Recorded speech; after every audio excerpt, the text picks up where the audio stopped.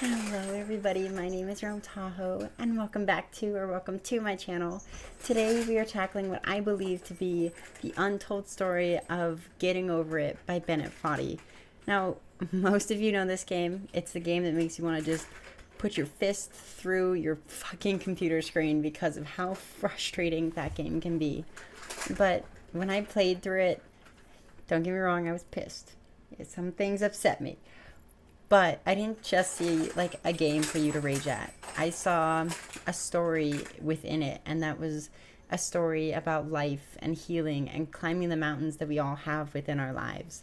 Today, I wanted to take a look at the symbolism I found throughout the game that we all know and hate.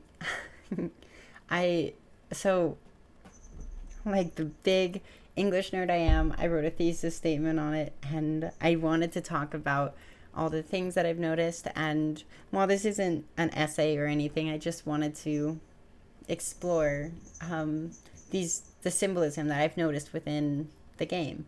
Um, it's as follows. Everyone has mountains built from their own lives. We can choose to climb them, growing stronger with each step, or stop halfway, trapping ourselves in a sickening, unfinished limbo state. Those without the will to climb their mountains stay stuck carrying their burdens forever. But those who keep climbing can look back and treasure the golden pot they've earned. Um, now, now diving into the very start of this, we have to dissect the title because that, in and of itself, is quite a big thing to talk about. So obviously it's about climbing the mountain in the game. Like, I completely understand that. But there are things that we as humans struggle with just in our lives. We face so much trial and tribulation through the, like, I don't know, 80-ish years we have on this planet. And I myself have lived in 8 different places in the course of a year and a half, just short of it.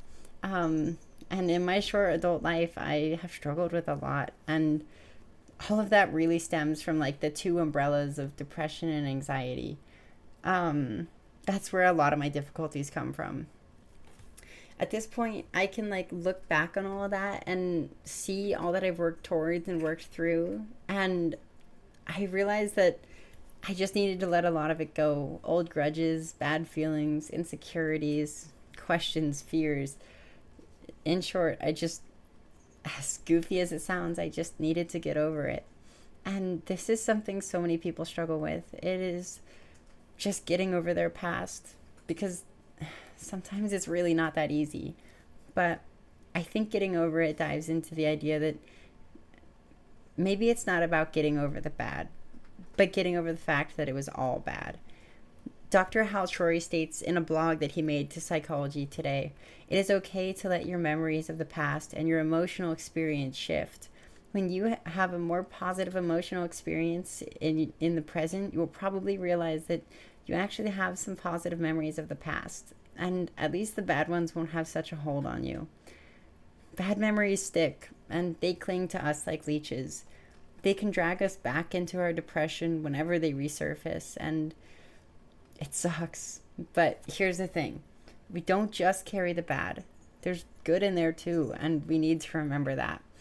This is not necessarily letting go of the bad, but instead recognizing that there is no yin without its yang. And we just need to find the yang in order to complete our Tai Chi. When we look back in our life, we want to be able to see balance, and we see the bad with the good and the good with the bad. It can't be one without the other. We don't want to look back and have to dread looking back on all those past experiences. But if we see the good in it too, we can enjoy being able to think about the positives and the negatives of every situation and grow from these previous scenarios that we've been through. Bennett mentions that there's no feeling more intense than starting over, and I could not agree with that more. I believe that if you search within yourself, you will find this is true as well. It's not necessarily an anger And this applies to everything. It's not just the game. Like if you play the game, you'll understand this feeling more so. It's almost like an on-demand feeling. Whereas if you have to actually recognize it in life too. But if you play this game, it's kind of like an on-demand feeling that you just feel. But it's not necessarily like an anger, although it could be. It's more of everything at the same time. Anger at having to restart, the anxiety of starting over, and knowing like all that you've done, the battle within oneself to keep pushing and to redo everything again. These emotions are so powerful that we feel, and they can get to the point where they're just overpowering, to the point that they just shut us down internally and overwhelm us. The examples Foddy uses hit a little bit too close to home for, I think, a lot of us. And statements like gambling and winning and going for broke and you walk away with empty pockets, commuting an hour or more and then realizing you forgot your wallet. Oh my God. Something I have done so many times. Working over an hour away from where I live and riding my motorcycle sometimes and then driving sometimes.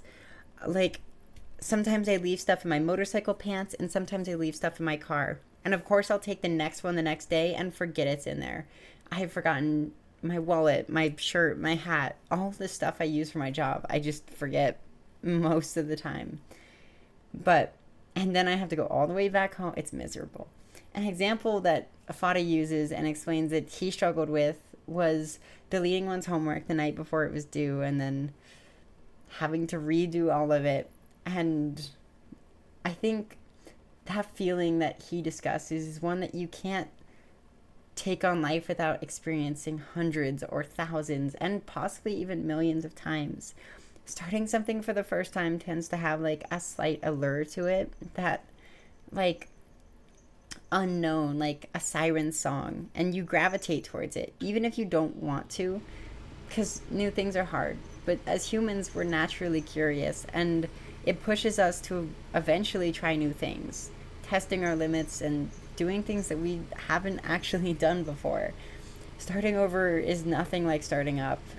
And it's because now you have a path that you have to follow. Forging it once, and now you are back at the start of that path, and you have to cut through all this overgrown brush, knowing that the path is there, but that you still can't just get through it. You have to recut down the brush. You have to start at the beginning of that path once more. And even though you know where that path leads, it doesn't make cutting down that thick brush any easier. Foddy says that if you're struggling with this, to just walk away. That when you come back, he'll still be here. And looking at this mountain as I am, as like a journey of self-healing and discovery. Sometimes we just aren't ready to heal, and sometimes we need time to recuperate before we heal. That opportunity to heal will always be there. We might just need a second away from it. But we can continue that journey whenever we're comfortable enough to continue it, is what Foddy is saying. An honorable mention for this is like right when you get to the ore, Foddy tells us that he'll save our progress and even our mistakes, promising to keep our hard work in our minds and like to keep the healing that we've done in our minds, and also hold on to the mistakes we've made while trying to heal and saving those to climb back over when we're ready to. But healing doesn't come with error, or healing doesn't come without its error. Healing doesn't come without its struggle. Like, it's a process, and sometimes we have to take a step away before we can take a step forward.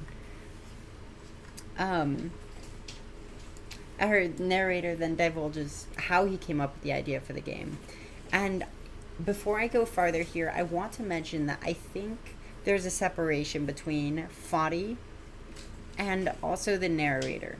So Bennett Foddy is the creator of the game. And while yes, also the narrator of the game, I think his character starts to cut out and the narrator starts to cut in right around the time he tells us about how the game was made, and why it was made and all of that. So just keep that in mind, and I'll get more into that later too. But Foddy tells us how he came up with the idea for the game, and it came from a rather unknown creator, Jazuo.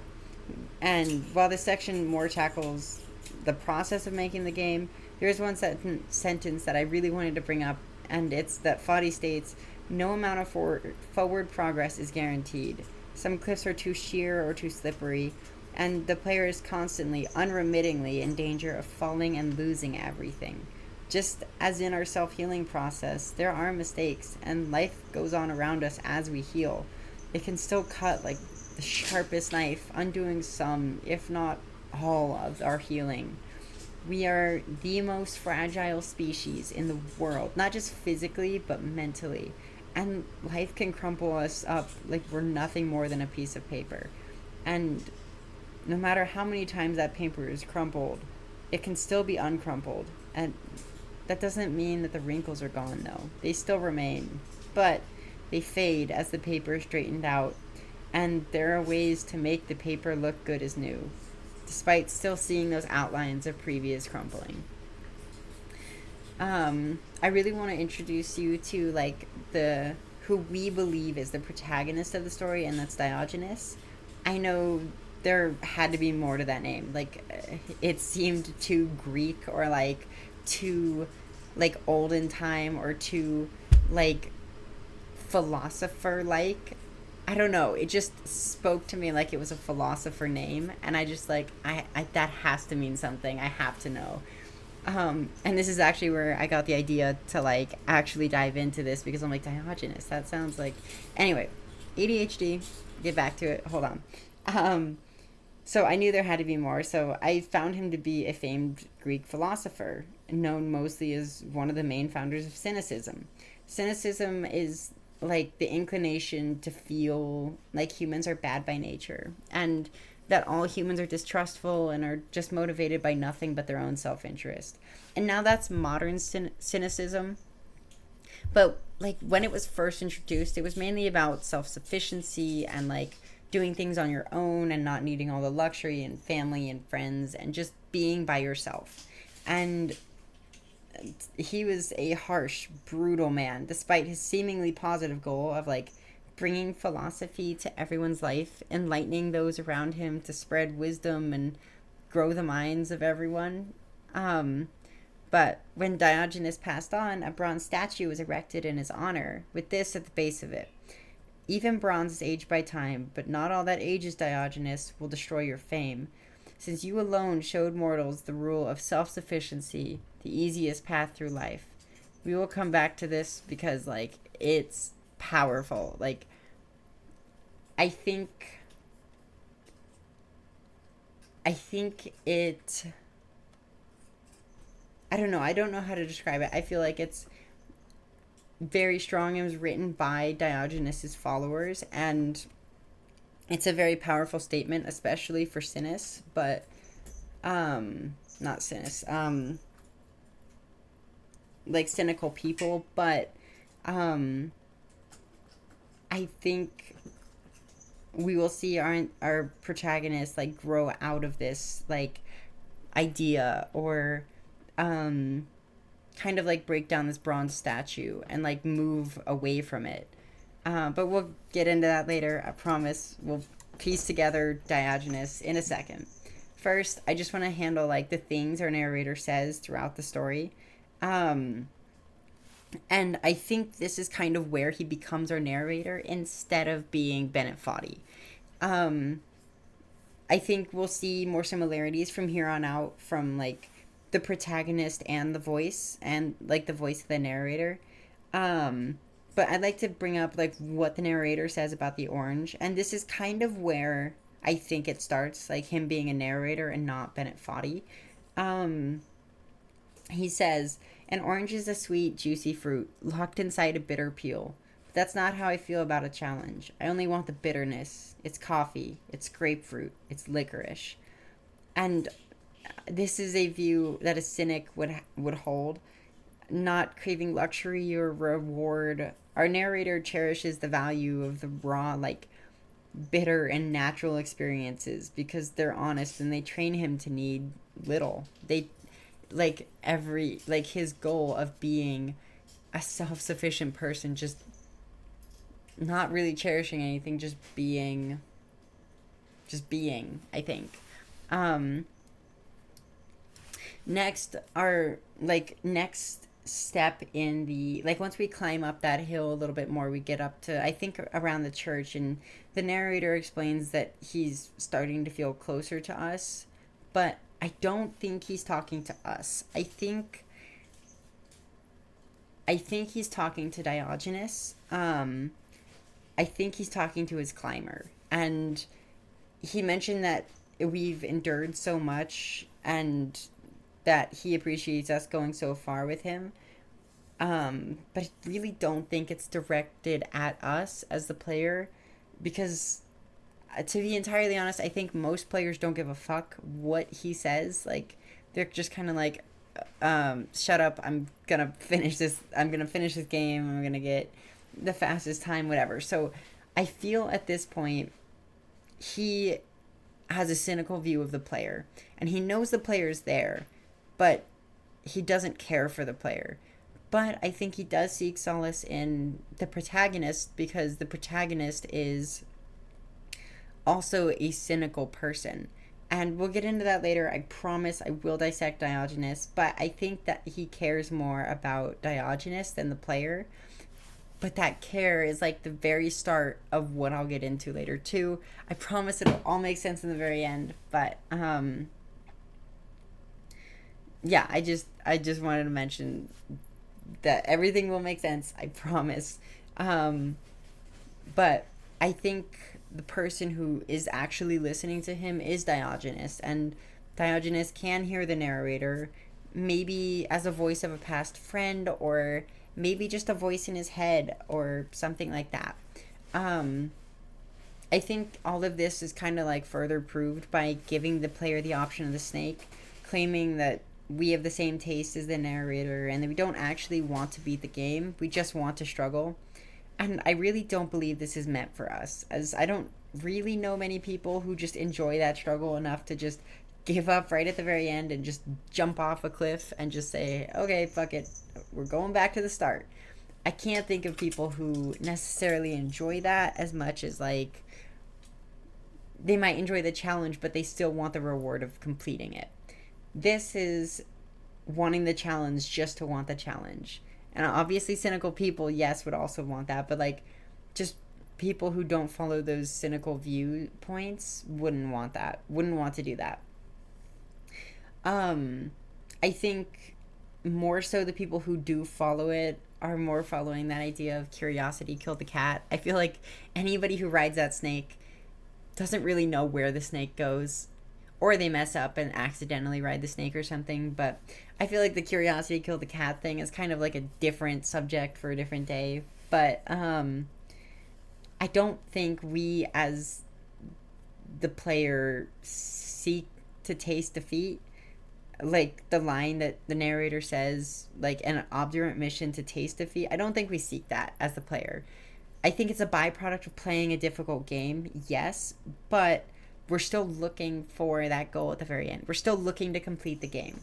Now, the protagonists of our story, as I will get into soon, they don't really seek to get better. They seek to continue their own struggling with their own problems kind of forever, refusing to get to their end, and therefore refusing to get better. Since all that's really important to them is self-sufficiency, and who needs to be better if there's no one pushing you to get better? Why not just like suffer with all your insecurities if you don't feel like it's worth getting better, or if there's any reason to get better? So yeah, I don't think the snake is there for us as the player. I think it's there for Diogenes. Now, like, if you ignore the narrator, kind of like everybody does, and you choose to continue hiking up the mountain and just ignore the snake, I believe it changes something in the narrator, in Diogenes as well. But I think this proves that you are different, that you have a drive to get to the end, to get better, to make your pot more golden, which we'll get to. Now, the narrator has finally, like, woken up, and he's realized, like, that the player, I mean, he knew that the player was there, but I think he's finally starting to recognize the player. He's not having this cynical view of just like, I don't want to talk to them, I don't care who they are, fuck them. I think he's finally waking up and is like, oh shit, maybe this is a good person. Maybe this is a path I should start to follow. Um, and so he starts to actually talk to us. And I think this is the first time that he actually says something to the player. And he asks us who we think we are in this, telling us that he believes that we are his, like, Diogenes's will and his drive and his resolve. I think we are the change in Diogenes, and we are rewriting his story, rewriting the history that his character was cursed to have, taking this cynical view our protagonist had and shattering it with our own will, our drive to be better, and our drive to make our pot more golden, and to get to the end of the game. Um, our narrator then shares about each place that we've conquered, looking back at all of our progress and realizing we weren't there just to struggle. Like, the struggle was there, but we weren't there to struggle just to struggle. We were there to get better and to earn our keep and to grow as we climb the mountain and not stay stagnant by climbing and purposely giving up just to climb again, and the cycle repeats itself. We learned to hike. We learned how to break the cycle. We learned how to get better. And realizing how cynical the narrator's been, he tells us he'll shut up, realizing all he said has been nothing but negative, soaking in his own self-pity with Diogenes, while we as the player were showing our resolve, ignoring his jests and his jabs, and proving that we could be better, showing that he could be better. After recognizing this, he feels bad for all he said and tells us he'll shut up and make up for all the bad things that he's done. For the first time, he mentions something forward thinking and something positive and something that, like, is so, like, a step away from cynical. He says he's glad that we came. He's glad for a friend, for a mentor, for another person. Something not needed nor really wanted in cynicism. Focusing on self-sufficiency, of course, and, like, being by yourself. And finally, he feels as if he needs to thank us somehow, and the only way he can think to do that is to dedicate the game, which, in my mind, to dedicate his journey away from cynicism to us, the player, the one who showed him the way. He declares that he gifts it to us with all of his love, proving the start of his journey to self-betterment, the journey to his golden pot. And I think that's all that I wanted to talk about with the narrator, going over all of his voice lines and stuff. I don't really want to talk about the ones where, like, we fall down, because there's a lot to unpack there, and I think some of them are more actually from Bennett Foddy rather than the narrator, and so it's hard to tell which one's which. But I wanted to give, like, a quick, like, an overview of who the narrator is, who Bennett Foddy is, and now we're gonna get into who Diogenes is. So after dissecting the narrator, we're gonna work through Diogenes. There's so much. As I said before, he is who we believe are protagonists of the story. I like to believe that he's an antagonist who was redeemed through the story. Now, there's many different ways to look at our antagonist and his path, but upon viewing all of these objects that he struggles to climb through, to me it seems that they were all a part of his life. That this mountain he's climbing is one he's climbed before, and one he refuses to acknowledge while climbing, and one he continues to give up on over and over. There's something in him that drives him to this mountain, and it's like a little light that shines through the darkness of his cynical nature. The little light is us, and we're not the player in this necessarily, but the light that shines in Diogenes. The light that eventually redeems Diogenes and inspires our narrator. But all will be told in due time. Don't worry, I got this. For now, we have to look at the signs I believe point to all that is in Diogenes' life. And I believe that rock climbing or hiking or something like that is a meaningful part of his life. It was always like an escape or a hobby or whatever you see fit. Like, same idea. As I'm sure we all know, sometimes our mind wanders while we perform our hobbies. I know mine wanders like while I ride my motorcycle. It's when I do my best thinking, like all of the things I think about, like what I have to do that day, my plans for the future, all of it happens while I'm riding my motorcycle. Every once in a while I will fade back into reality and look and make sure I'm not in any danger or something like that. So kind of fade in and out, like daydreaming, I guess, but more aware, I guess. I digress. So for the first little while it's nothing more than a hiking trip. The first tree, the first rock, and then suddenly there's nothing. Almost like the reality faded away and now he's going back into his mind. So we jump like a huge leap and we hold out our hammer and hope to catch something, and then we are caught by an oar. And this is immediately strange, as oars don't normally stick out of mountains. But as we climb higher, we see a shed, and to me it looks similar to a lighthouse. And after that, we see barrels and a boat. Finally, we see a cup of coffee. All of these are simple things that I believe are strong parts of his childhood, especially being so easy to get over, not posing much of a challenge, as if it was something he worked through multiple times before. Maybe there was some childhood trauma he underwent, like living in a lighthouse, maybe an absent father or mother, days when he'd sit and watch the ocean with his coffee all alone, um, all mostly harmless and mostly buried. Then, as we climb higher, we see a trash can and rebar and some fancy lanterns. If you look at the mountain next to the fancy lanterns, we see a new house hidden in the mountain.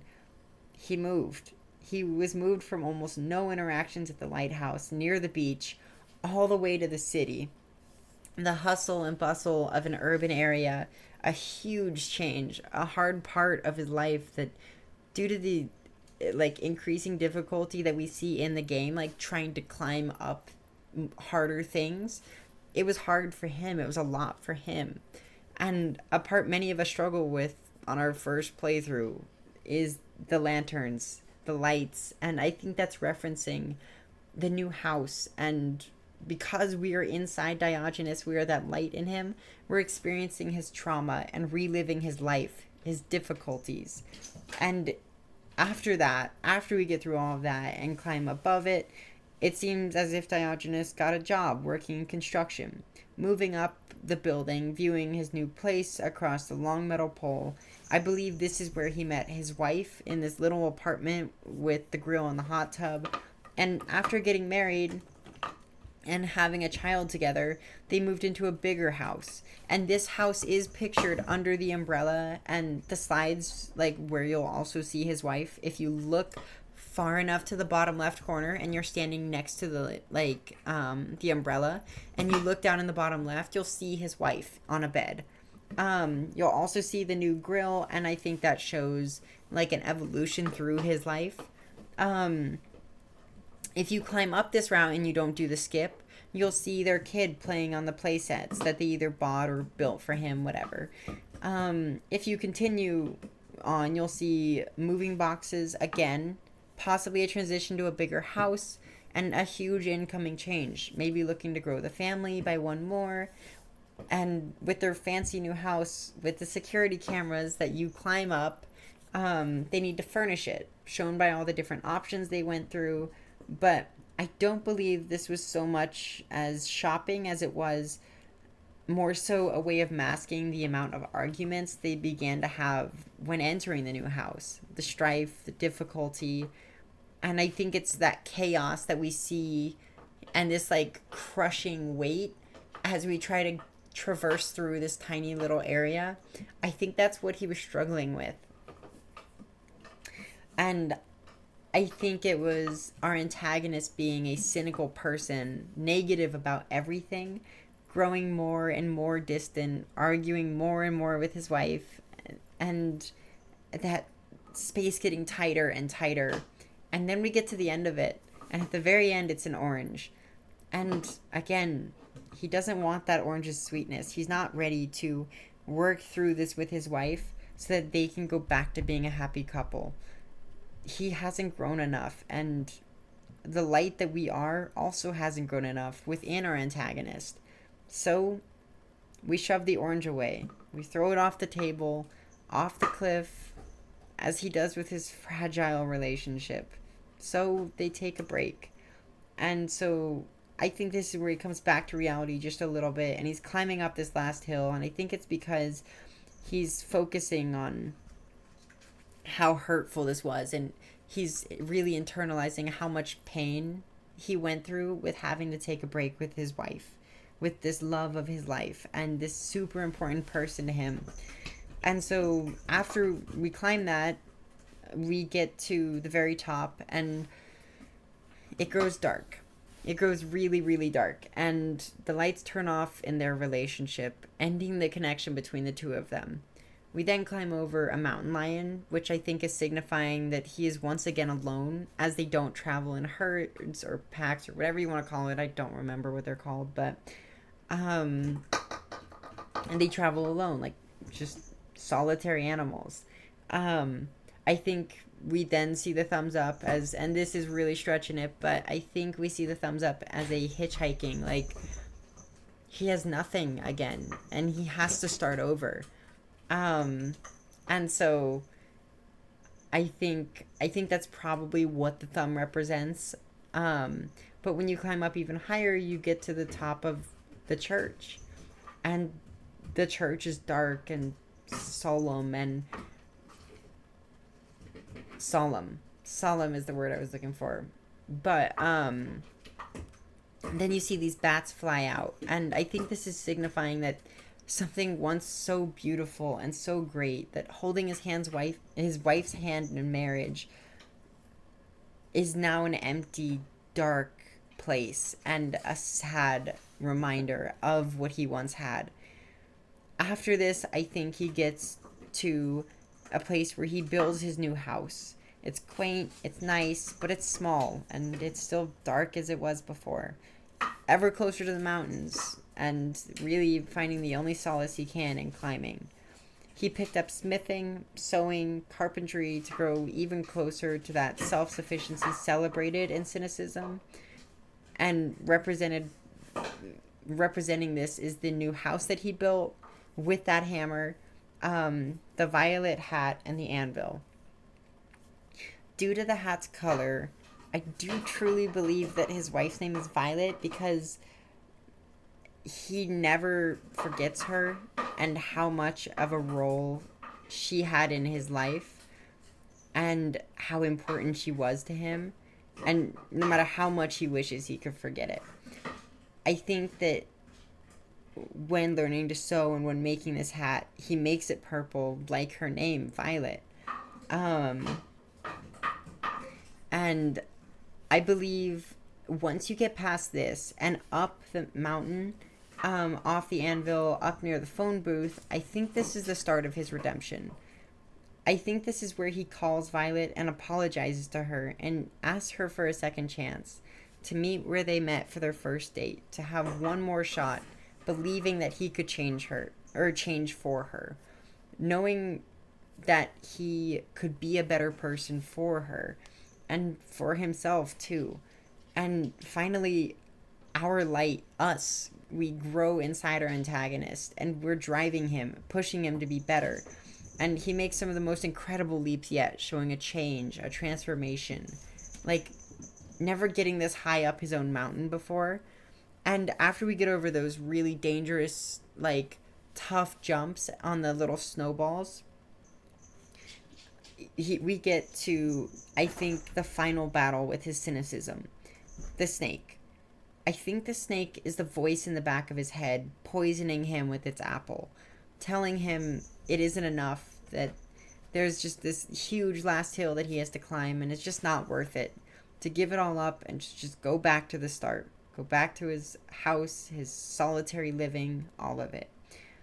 The sign, "Do not ride the snake," I believe is his heart telling him the truth, that he can do it, that he can get through this. He just needs to ignore that voice in the back of his mind, calling him back to cynicism. So we, as the light, drive him away from that snake, and we help our antagonist redeem himself. We help him climb his greatest hill yet, changing who he is, making him a better person. This cauldron, this weight he's been carrying, a cauldron made from lead, bearing this heavy weight. While still heavy, it morphs, and it transforms little by little every time. He climbs his mountains, and as he does, this pot turns slightly more golden. It transforms as he transforms. As his pot gets more golden, he does too, as a person. So after he climbs up this mountain, this last huge mountain, he climbs to the top of the tower to meet his wife. The very place they had their first date. Staring at the stars, imagining their life together.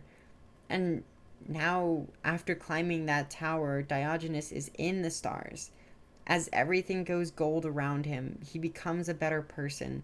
He sees the error in his ways and makes up with Violet. Suddenly, the light is back in his life, as the darkness of cynicism is pushed away. Going back to our statement earlier, even bronze is aged by time, but not all the ages, Diogenes, will destroy your fame, since you alone showed mortals the rule of self-sufficiency and the easiest path through life. Sometimes the easiest path through life is not the most enjoyable, the most rewarding, or even the most fulfilling. Because if we think about it, the times where you took the easy route, was that the right route? I don't know, cheating on a test or something like that. Did it feel good? Did it make your life better? Was it fulfilling? Did you feel terrible at the end? Like, I think this was such an important thing, that the easiest route is not always the best. I think that we have gotten to the point where we have changed Diogenes' future. We have changed who he is as a person and made him a better person, reconnecting with his wife and changing for the better. And then even furthermore, changing the narrator too. Whoever this voice is, we gave them a step in the right direction too. I believe getting over it isn't just about climbing a mountain. It's about turning your own pot from lead into gold, realizing that who you are is the real treasure. That's my truth about this game. That's what I feel this game represents, and it was so much fun putting this together and really thinking about all of this and doing all the research. And I've spent so many hours on this. I spent like 6 hours in total, maybe 7 in total on this, but it has been so much fun. So I really hope you all enjoyed. Thank you so very much for watching, and I cannot wait to see you guys in the next one. Bye.